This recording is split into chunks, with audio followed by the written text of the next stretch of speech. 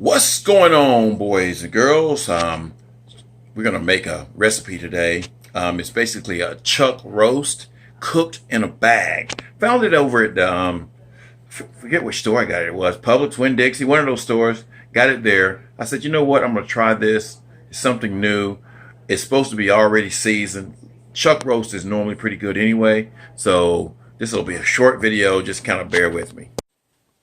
Alrighty, and there's our plated food, rutabaga casserole with turnips, roast beef, cauliflower, broccoli, and carrots. Enjoy. Alrighty, this is what we got. This is our chuck roast, and again, came with this right here, the country style beef chuck pot roast.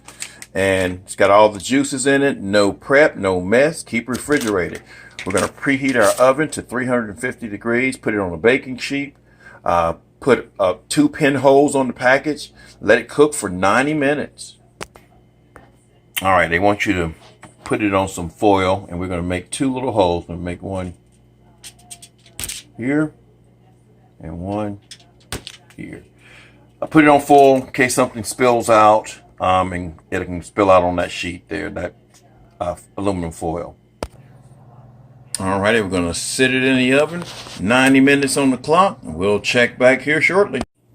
Alrighty, we've taken this out of the oven. We're going to let it rest a little. We let it rest already. So we're just going to cut the plastic away from it. And I mean, I don't normally do roast like this, guys. I just wanted to try this one because I saw it in the store and I thought it would, it would be a really good way of cooking a roast, and it looks good. It'll have its own gravy and smells delicious. So we're gonna see.